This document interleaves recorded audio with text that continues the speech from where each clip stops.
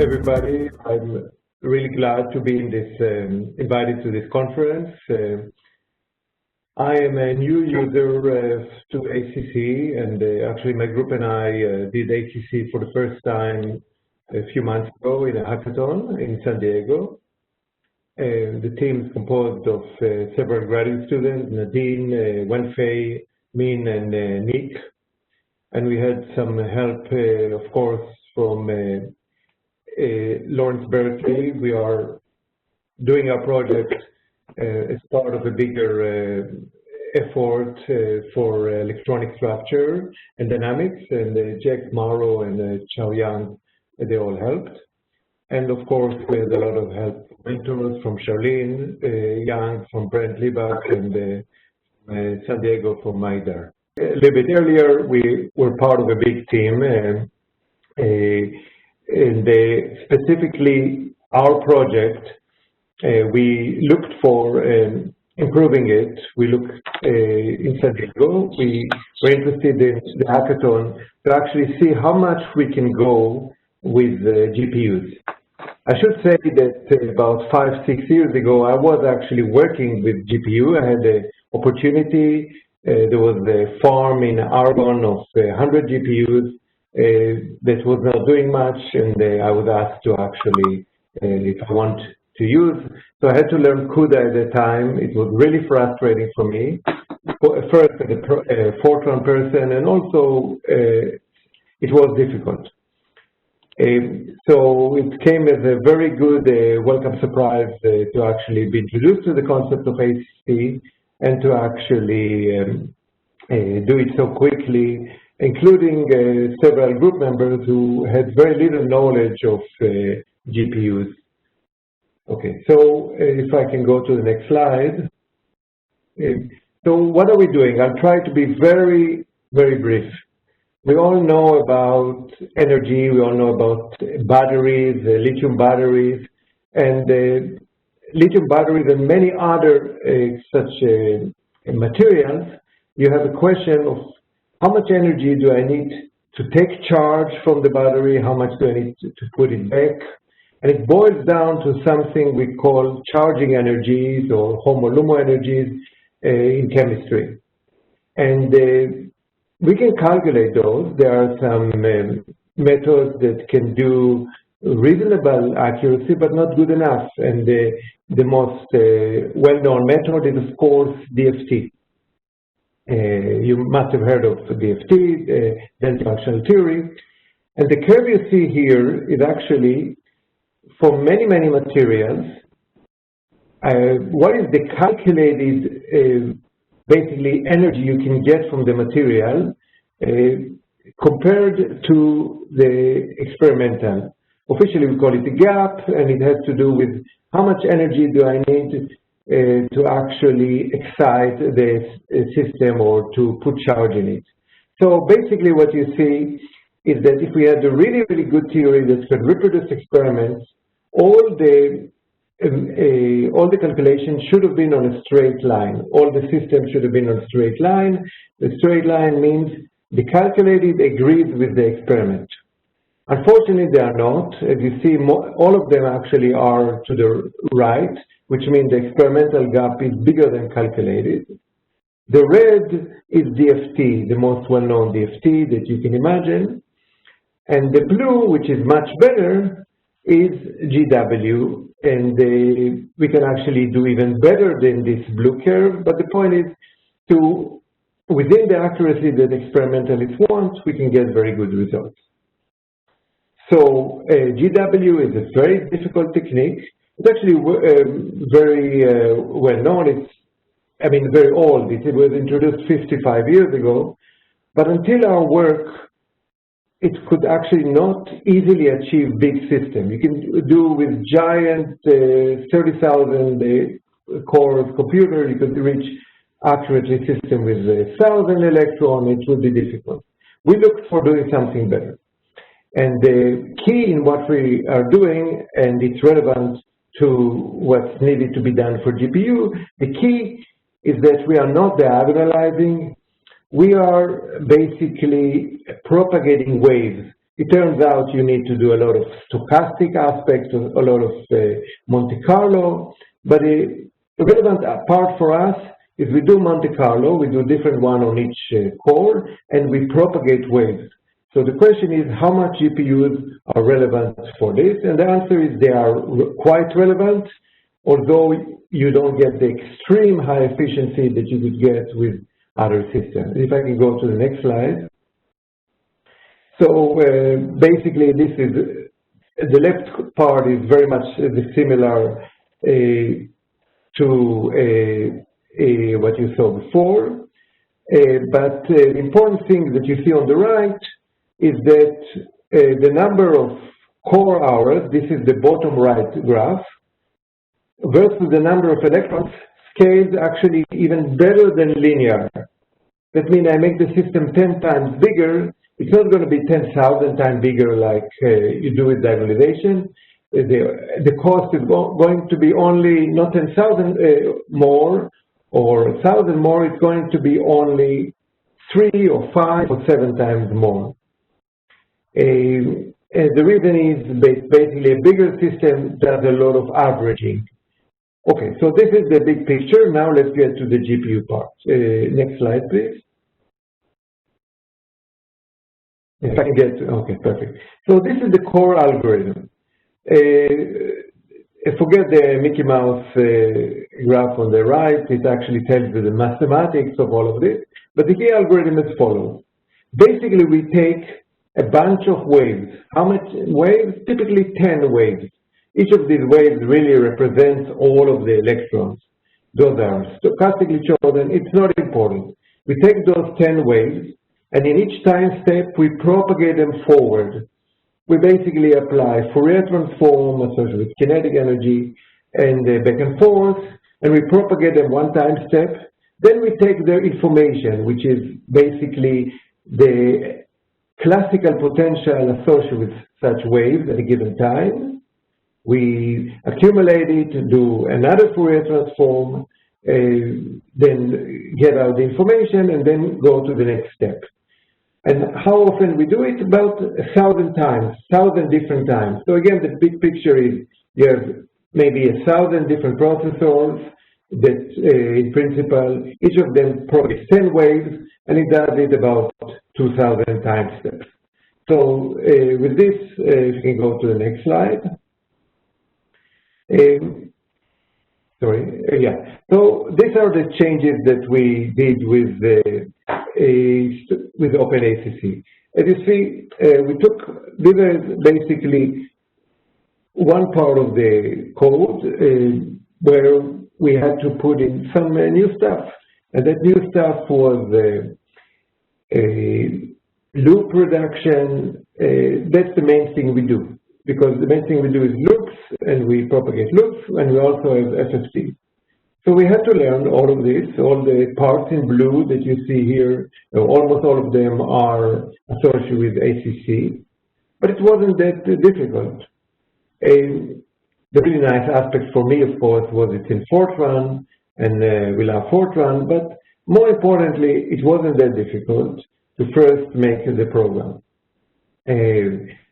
Basically, you read 20 pages, and that's what you do. So that's enough.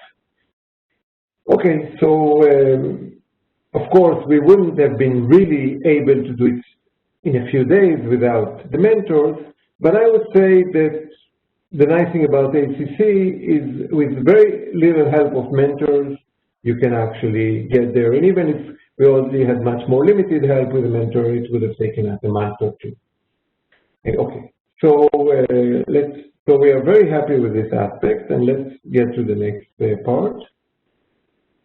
So what were our goals? Our goals was to basically have one code that we can work with GPU and OpenACC, and it's important not to underestimate it, because we do a lot of changes, and if we had to write a special version only for the GPU, then we would really not be able to put in all the new stuff, because we put new stuff all the time. It's a code in development. So we wanted something that whatever we do with GPU, we could keep, And if we want, we go there. If we don't, we don't. We have to compare. So initially we compared a single GPU versus a single CPU, and really a single core and a single CPU. The GPU we got from NERSC, and the CPU we got, actually the mistake there, the GPU we got from NVIDIA, and the CPU we got from NERSC. Okay, so we did a lot of optimization, but again, only a few hours. And these were the main part which happened after the first very simple part, which is optimizing the loop, was to minimize the memory copies. And if I have to say any issue that remains in OpenACC, you still have to be very careful about memory copies. And of course, optimize the FFT, the CUDA FFT or CUFFT call. So if I can get to the next slide. Yeah, we did a lot of profiling. Initially, there was no speed up. We basically were dominated by slow memory copies. And if I can go to the next one, please. So we recognized that we had an initial overhead, which was not, which is something we can optimize later.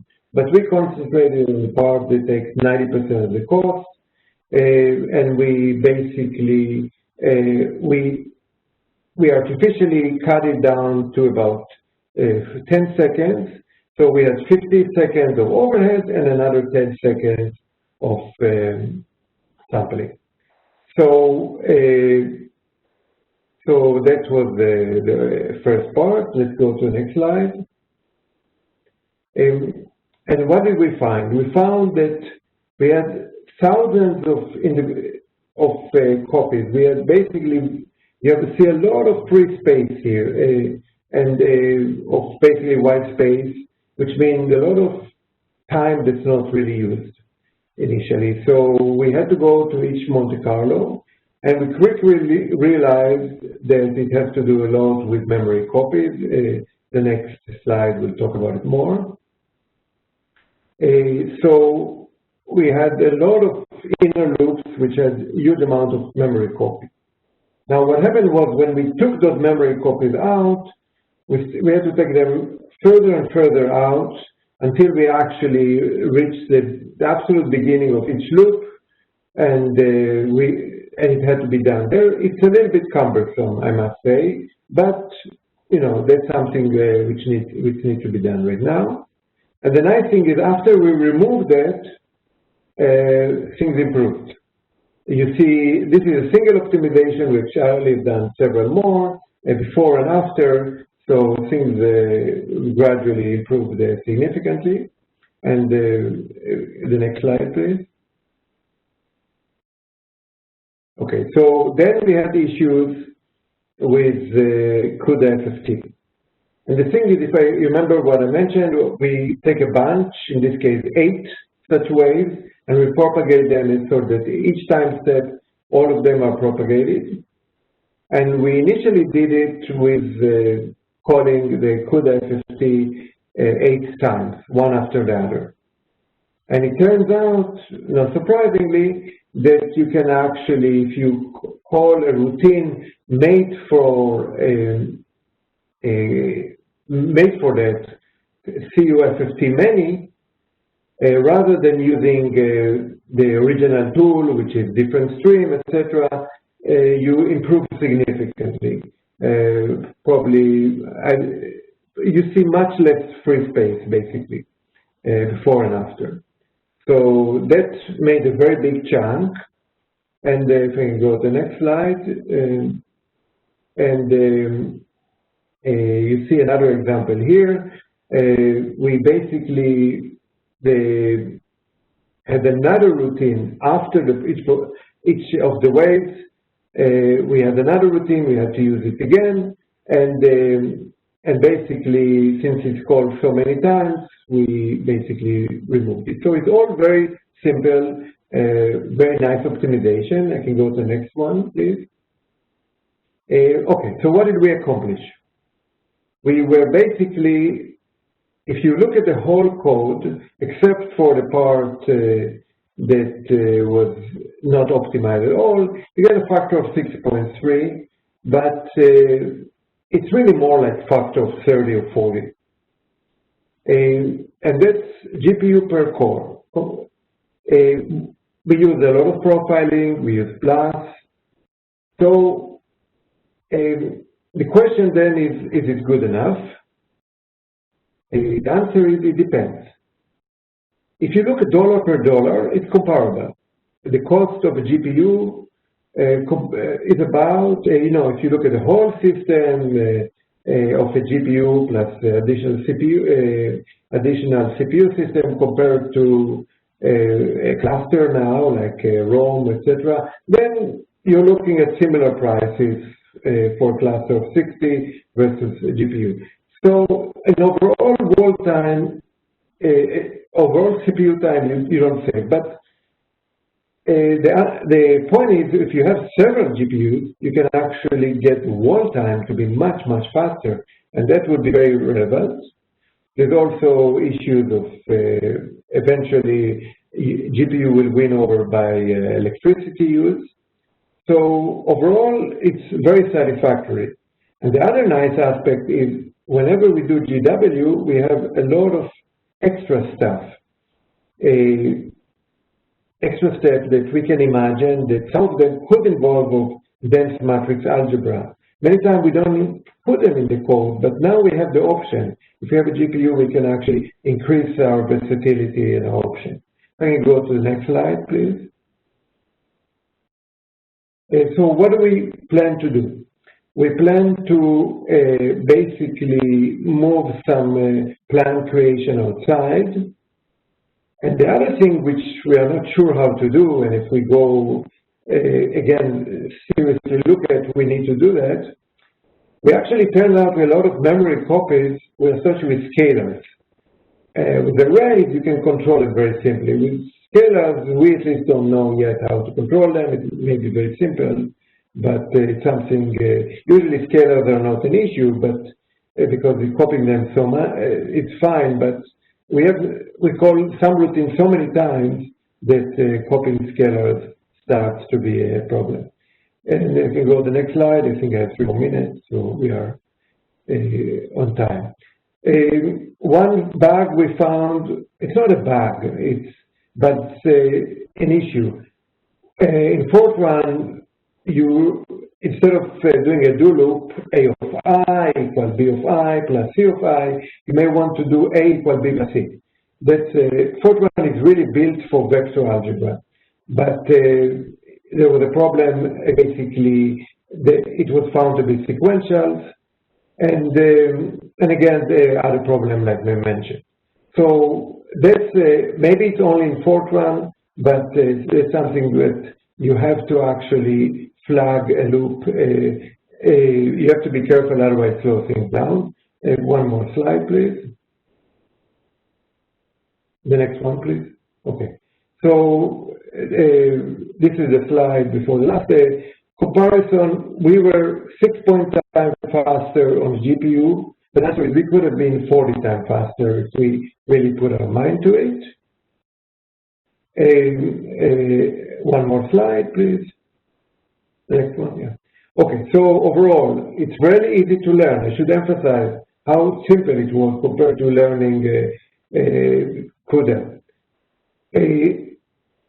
Everything was fine, feedback is fine. If I can recommend one thing, it looks a little bit artificial that in ACC, everything has to be on both, defined on both. Or at least the simplest version is everything has to be defined both on CPU and GPU. If I can recommend that it will allow GPU only work, because some of the stuff we really don't want to go back to CPU except at the end. But otherwise it was but you know, that's a small comment. Overall, we are extremely happy and we can use it in the future. If we go to the last one, last picture, and next slide. Yeah, so this is the same slide at the beginning, just to emphasize. My group, 3 of my students are first year, and they did classes, not computers. So even in CPU, they didn't have too much experience, and they were very happy, and I was very happy how easy overall the process is. Thank you.